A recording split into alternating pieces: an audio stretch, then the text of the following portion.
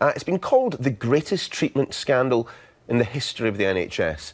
Today, preliminary hearings get underway into the death of almost 3,000 patients after being infected with HRV or hepatitis C in the 70s and 80s. The public inquiry is to look into how men, women and children in the UK were given infected blood from donors in the US, including prisoners, sex workers and drug users. Sky's health correspondent Paul Kelso has more. And what have you called him? Jason. Jason Evans. My father was a haemophiliac and he used factor VIII blood products for that, and he was infected with hepatitis C and HIV. He died in 1993 when I was 4.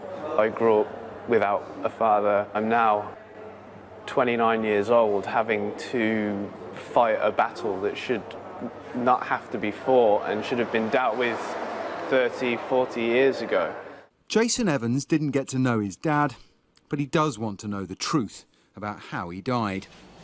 He was one of almost 3,000 people who died after being infected with HIV, hepatitis C, or both, by contaminated blood products used by the NHS in the 70s and 80s.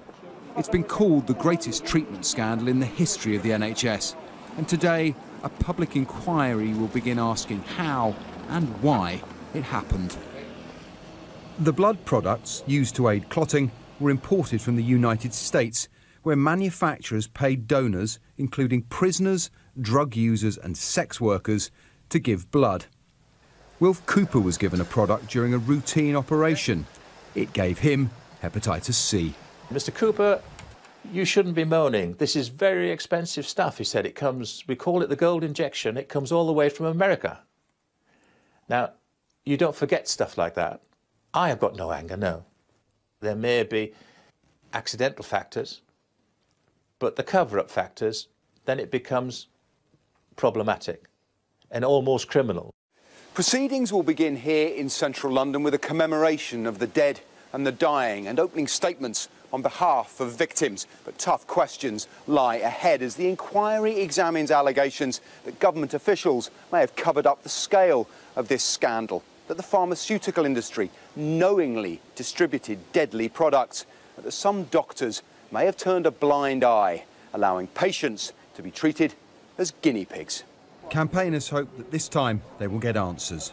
Cautious optimism is exactly, I think, where most of the affected community are at. I think there's a lot of hope for this inquiry. The process will take at least 2 years, but families hope it will deliver a definitive judgment on this huge, unresolved scandal.